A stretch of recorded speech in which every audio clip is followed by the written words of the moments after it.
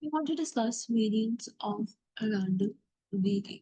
And for this, we're going to start off with the context behind this. And then we're going to look at how do we calculate this. Right, so I want to look at variance of random variable and we're going to start discussing with the context. So now consider the following three random variables.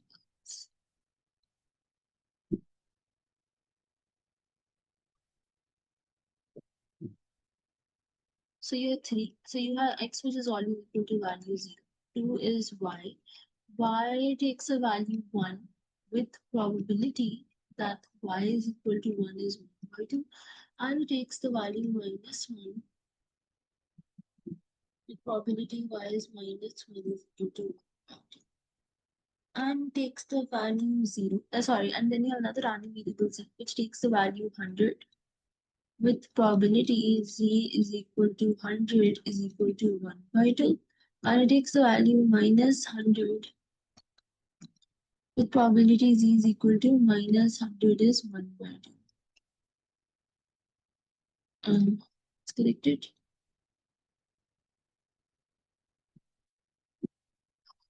Right now, let's say we wanted to find the expected value for each of these random variables. So now if we start with expected value of x, so we know x always takes the value 0. So this is just the expected value 0.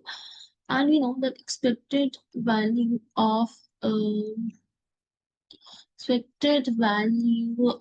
constant is always equal to the constant itself. So expected value of constant is equal to constant. And here the constant we're talking about is 0. So expected value 0 is just, expected value is 0.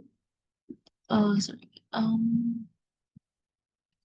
is equal to 0, right? Because expected value constant is always constant and x only takes one value. Right now, let's find expected value 1. So, how do you find expected value y? So, it's summation yi probability y is equal to y. So, we just sum this up over all possible values of y. Here it is just two possible values, y is 1 and y is minus 1. So I will take value 1 with probability 1 by 2, and then you add this to the fact it takes the value minus 1 with probability 1 by 2. So this is 1 by 2 minus 1 by 2 is also 0. So expected value y is also 0. That's what expected value is. Expected value of z would be that we just sum up summation zi probability z is zi over all possible values. Now z takes values 100 with z takes value 100 with probability 1 by 2 takes value minus 100 with also probability 1 by 2. So now find its expected value to be the value 100 times the probability 1 by 2 plus the value minus 100 times the probability 1 by 2. So it's 100 by 2 minus 100 by 2 is also equal to 0. So something that we should note over here is, so what we need to note over here is that expected value of x is equal to expected value y is equal to expected value z is equal to 0. Now this is strange. Right? The expected values of all three of them is same as x, y, and z are very different, right? So we can see they're very different. But like x takes a value always 0, y takes values 1 and minus 1, and z takes values 100 and minus 100. So even though they look very different, but they all have the same expected value, right? Now, the idea behind this is that, now why is this? Let's try to explain this. The idea is that expected value, or what we call the mean or the weighted average, does capture central tendency, but not variability. Right? It's not capturing variability. Next, there's no variability. In y takes values minus 1 and 1 with mean value 0. There is variability, but not as much as z, which takes values 100 and minus 100, which are far apart from its mean. It does capture central tendency, but not variability. Right? So the reason why we've seen that the expected values is the same, that it does capture central tendency, but not variability. To measure variability, so this is where our context comes into play, that to measure variability, we have another, so this is the context behind variance, right? To measure variability, right? Expected value cannot measure variability, it just gives us a central tendency. To measure variability, we have another measure known as variance. Right, so now let's discuss what do we mean by variance. Variance of a random variable measures variability of the random variable. So now we're looking at what is variance. We looked at the context behind it. Now we want to look at what is variance. Variance of a random variable measures variability of the random variable. So IRV is for random variable, where it's a measure of how far. So it measures variability, where it is a measure of how far values are on average from. So it is a measure of variability where it's measuring how far values on average from mean or expected values the same. Now here the idea is that the more far the values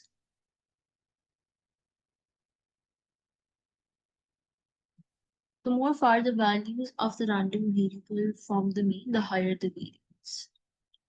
Right? Because it's a measure of variability. It's measuring how far the values on average from mean, the higher the variance.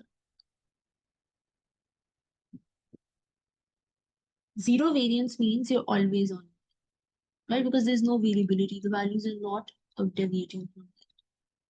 No variance means always on.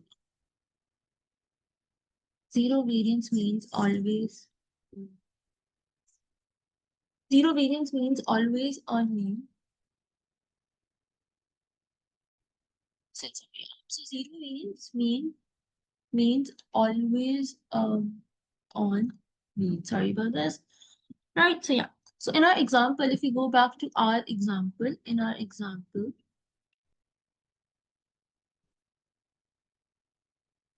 so now in our example, variance of z is high. Let's just maybe change the page. So in our example,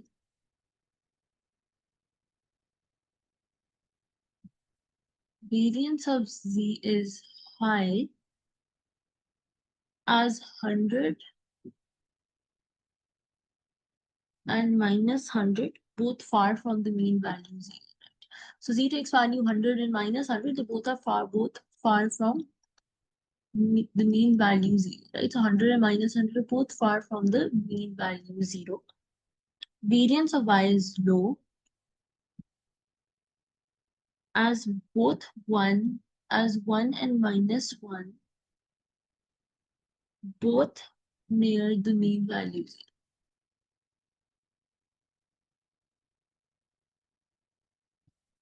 Variance of x is 0. We saw, sorry, we didn't see, but we're saying variance of x is 0. This value already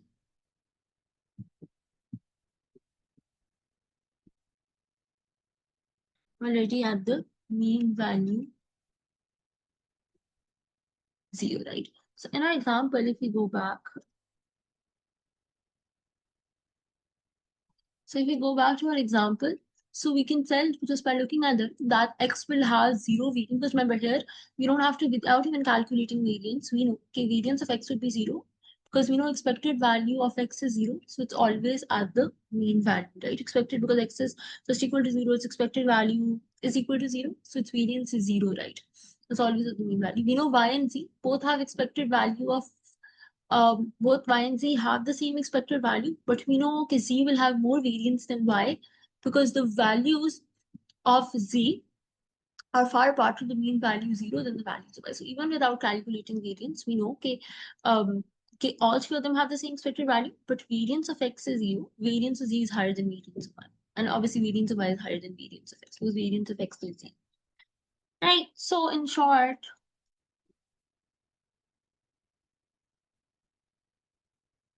mean gives you center,